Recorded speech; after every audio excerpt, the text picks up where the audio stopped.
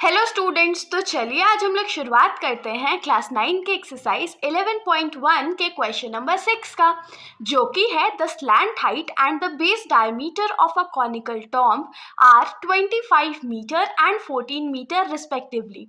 Find the cost of whitewashing its curved surface at the rate of rupees 210 per 100 meter square. तो इस question में हम लोगों को क्या बोला गया है कि हमारे पास एक कोनिकल टोम्ब है. कोनिकल टोम्ब क्या, जो बिल्डिंग के ऊपर में स्ट्रक्चर रहता है ना, कभी कभी वो हेमिस्फेयर शेप का होता है, कभी कभी वो कोनिकल शेप का भी होता है, उसी को हम लोग कोनिकल टोम्ब बोल रहे हैं. और इस कोनिकल टोम्ब का जो स्लैंट हाइट है वो कितना है, तो 25 मीटर है, और उसका जो बेस डायमीटर है वो कितना है, तो 14 मीटर है. अब इसमें हम लोगों को बोला गया है कि मान लीजिए कि हम लोग इस कोनिकल टोम्ब को व्हाइट वॉश करना चाहते हैं. व्हाइट वॉश करना चाहते हैं मतलब व्हाइट पेंट करना चाहते हैं उस पर.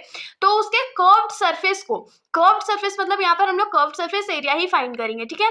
कर्व्ड सरफेस को अगर हम लोग व्हाइट वॉश करें तो हम लोगों को टोटल कितना कॉस्ट पड़ेगा. अगर 100 मीटर स्क्वायर पेंट करने के लिए हम लोग रुपीज 210 पे कर रहे हैं.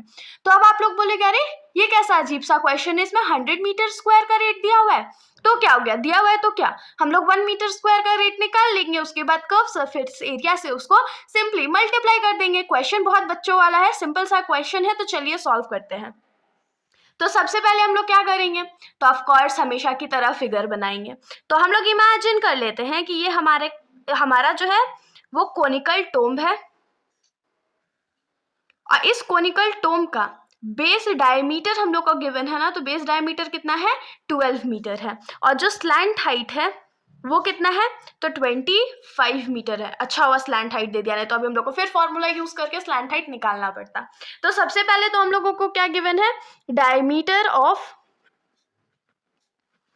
टोम्ब. डायमीटर ऑफ टोम्ब हम लोग को कितना गिवन है, 14 मीटर गिवन है. लेकिन आप लोगों को तो याद ही होगा कि हम लोगों को कभी भी डायमीटर का काम नहीं होता है, हम लोग हमेशा क्या फाइंड आउट करते हैं, तो रेडियस फाइंड आउट करते हैं.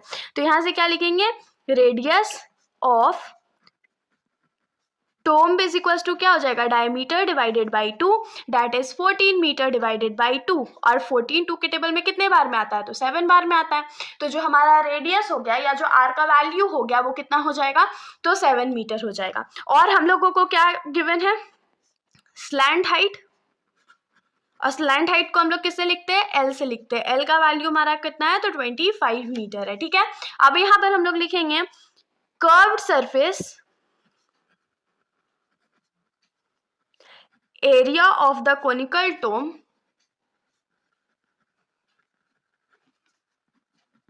इज इक्वल टू क्या हो जाएगा, पाई आर एल. क्यों, क्योंकि C S A of cone हमारा पाई आर एल के बराबर ही होता है. पाई का वैल्यू हम लोग 22/7 ले लेते हैं, इंटू जो हमारा रेडियस है वो 7 मीटर हो जाएगा, और हमारा जो स्लैंट हाइट है वो 25 मीटर हो जाएगा. तो 7 और 7 कट आउट हो गया, तो यहाँ पर हमारे पास क्या बचेगा, 22 इंटू 25, और मीटर इंटू मीटर क्या हो जाएगा, मीटर स्क्वायर हो जाएगा. तो हम लोग क्या करते हैं, 25 को 22 से मल्टीप्लाई कर देते हैं. तो 5 2 10 हो गया, 2 2 4 1 5, 5 2 10 और फिर 5. तो हमारा जो आंसर है या जो सी एस ए है टोम्ब का वो कितना आ जाएगा, तो 550 मीटर स्क्वायर.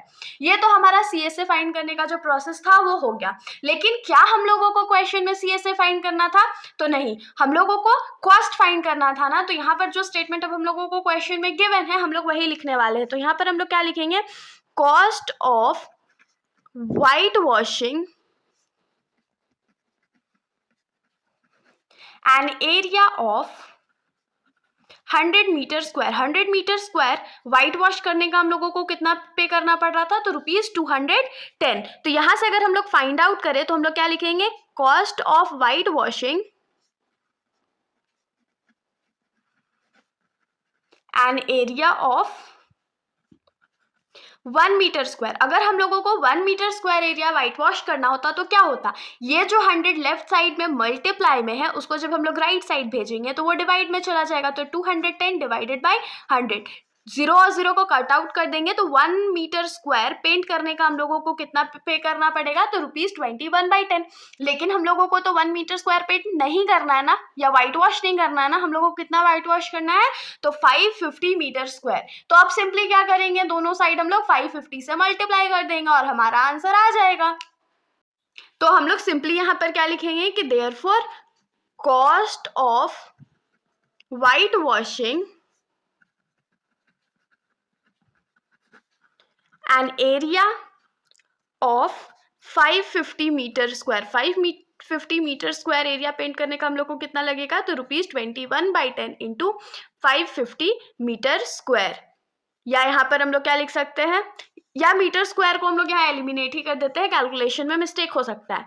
0 और 0 को कट आउट कर देंगे तो यहाँ पर हमारे पास क्या बचेगा, 21 इंटू 55, क्योंकि 0 तो हमारा कट हो चुका है, तो 21 इंटू 55 को कट कर देते हैं, तो 5 1 जा 5, 5 2 जा 10, 5 1 जा 5 एंड 5 2 जा 10। तो हमारा जो आंसर है वो कितना आ गया, 1155। तो यहाँ पर हम लोग लास्ट स्टेटमेंट लिखेंगे, total cost of white washing the conical tomb is ₹1155। ये हमारा यहाँ पर आंसर हो गया। तो इसके साथ हमारा ये जो सॉल्यूशन है यहीं पर ख़त्म हो जाता है। अगर आप लोगों को कोई भी डाउट है तो आप लोग बेशक कमेंट सेक्शन में पूछ सकते हैं, वरना अगर आप लोगों को वीडियो अच्छी लगी तो वीडियो को लाइक करिएगा और मेरे चैनल को बिना सब्सक्राइब करे कहीं भी मत जाइएगा। Thank you.